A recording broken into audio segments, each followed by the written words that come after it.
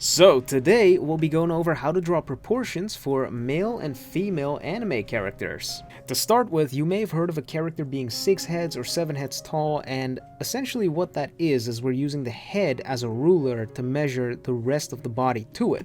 This character, for example, is around 7 heads tall, I think. But of course, you can make a character that's 5 heads tall, you can make one that's 8 heads tall.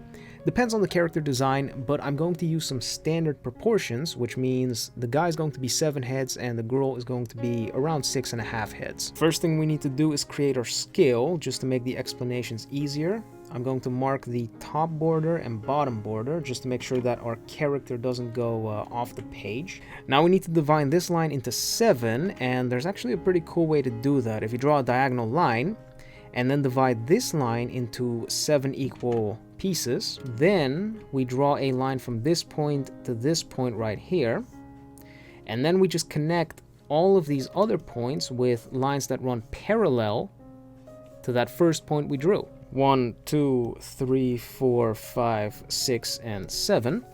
And now we've got our scale. Our guy character is going to be 7 heads, like I said, so he's going to be the entire length. And then the girl is going to be 6.5, which means right around there.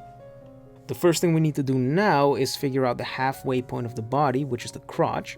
So if the character is 7 heads tall, that would be 3.5, right around there. But for guys, I actually want to place it a little bit lower because that makes the upper torso appear a little bigger. Then we can draw a rough sketch of the head up here. This is also a proportion tutorial, so I'll try to keep the anatomy talk to a minimum, and then I'll have some specific anatomy videos coming out in the future.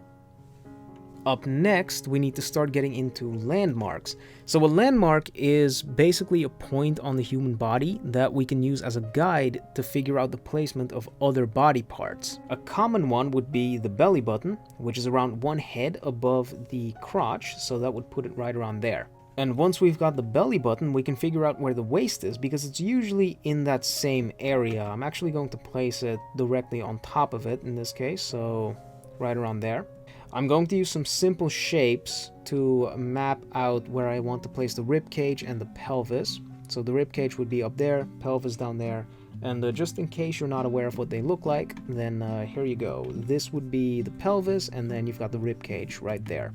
There's actually a landmark on the pelvis that I want to draw attention to, which would be this and this. Those are called the anterior superior iliac spine. Usually you just shorten that to ASIS, and what makes them interesting is that you can actually touch them on the surface. You can feel them right below the obliques on your own body. They're below the belly button, so if we decided to place the belly button right there, the ASIS points would be somewhere around there. And then on the rib cage, we have the bottom of the rib cage as our landmark, these 2 points. You can actually feel these on yourself as well if you suck in your stomach.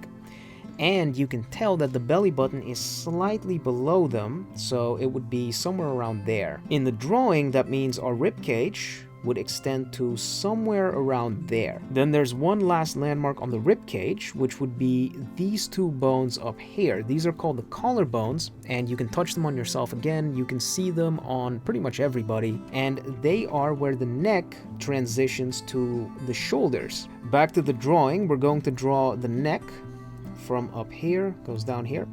Now we need to draw those collarbones that I just pointed out. They're somewhere on this line. Draw them very simplistically like this, and if you're wondering how wide the shoulders need to be, on anime guys we usually make the shoulders around 1.5 head lengths wide. So just take this and then place it horizontally like that, and then just take another half. Quickly going to draw a center line. This opening of the rib cage at the bottom there is actually a pretty cool landmark as well, because the chest muscle sits right above it. Just going to mark that opening on the character, and then I think I made the ASIS points actually a little too wide. That's usually how wide they are on women. Draw 2 lines like that.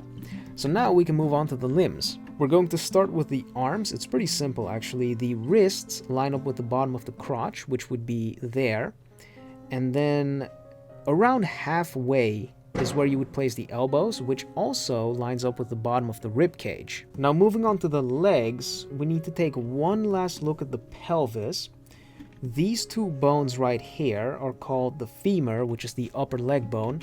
Not particularly important, but what we are interested in are these two things right here. This is called the greater trochanter, and it's actually the widest point on the hips, and thankfully, it also lines up with the crotch. So seeing as how we drew that previously, that means the widest point of the hips is going to be somewhere on that line. So we're going to go from the aces points down to the greater trochanter, and then we need to place the legs. To do that, we first need to figure out where they're going to go, which I think would be like that. Then they're very similar to the arms, where you can figure out where the knees are supposed to be by just roughly taking half of this distance. Then we're going to draw the upper legs, lower legs. Generally speaking, the feet are about the same length as the forearms, but what makes that a little difficult is the fact that they're foreshortened because they're actually facing the viewer. So we need to take that into consideration when we draw them. And also make sure that they are horizontally aligned with each other so that the character's standing on the same, or it's standing on an even ground. Now we can just connect the dots on the torso. We already know where the bottom of the rib cage is going to be. External obliques right there. Now we draw out the arms with similar rough shapes that we used for the legs. What's actually an interesting trick you can use to find the length of the hands is go down halfway to the thighs. That would be the knee, then halfway is there.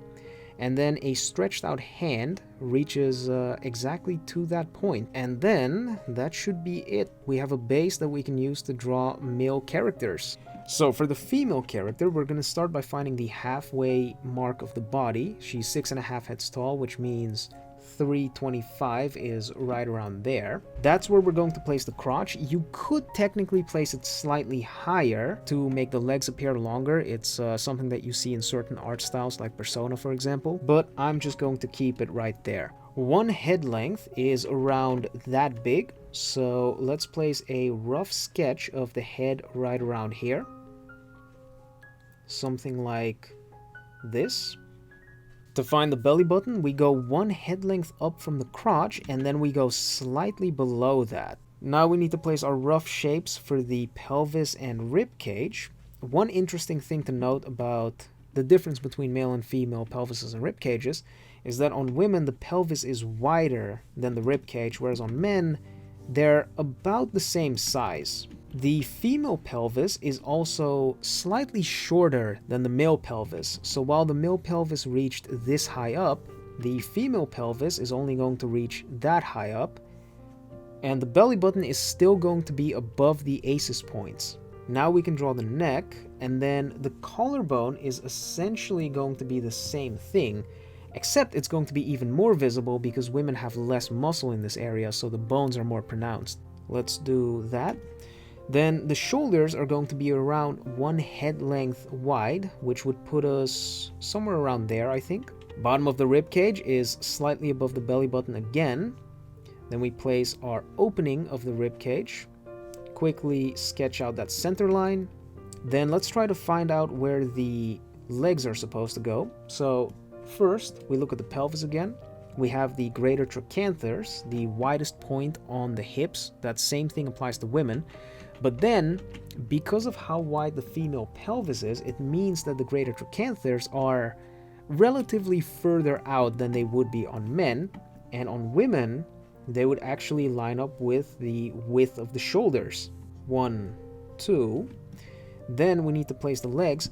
Also, when it comes to leg position, men tend to have their legs spread out like that, whereas on women the legs tend to go in, and that has to do with the width of the pelvis again, but that's anatomy stuff, not particularly important. Seeing as how the crotch is here and the bottom of the feet is there, we take half to find out where the knees are going to be, and then from there we roughly sketch out the shape of the legs.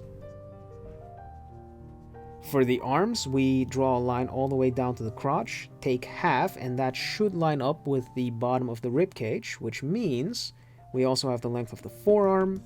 The feet are about the same length as the forearm, and again, because they're facing us, they're going to be foreshortened, which means they will appear smaller than you would actually think they are. This becomes another game of connect the dots for the torso. I think the belly button actually needs to be moved over slightly.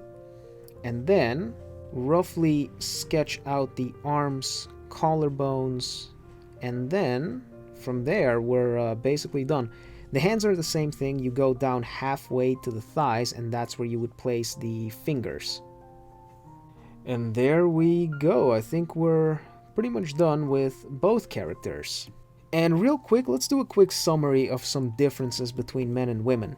So on my male character, the waistline is right around there. It's around the level of the belly button. You can see that if you follow the muscles and the rib cage, their trajectory is going this way until that point, and then it goes back out.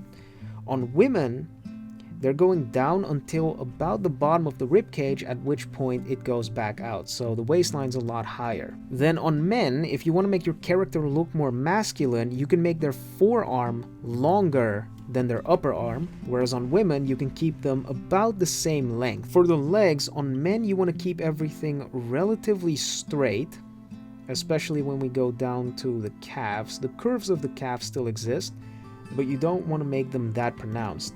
So kind of something like that. Whereas on women, there are essentially 5 curves you need to draw. There's one up here, then when you go down to the knee, there's another one there. Right here you have the greater trochanter, which curves back into the knee. Then there's another curve on the inside of the calf, and then you've got the one on the outside of the calf. So they're pretty different. Then another one on men, you want to make the shoulders wider than the hips. Whereas on women, you want to make them about the same width. And then for the pelvis, the ASUS points on men are relatively higher than they are on women. This might seem like a really small thing, but people do subconsciously recognize this whenever they look at your drawings. And that's it for the tutorial. I drew some characters on top of the base sketches that we had, and this is what we ended up with. That tutorial covered the proportions, but of course you also need to know anatomy and perspective to be able to draw characters, and I'm planning to do some more tutorials on those in the future, so if you're interested in that, be sure to stick around, and I guess I'll catch you all later.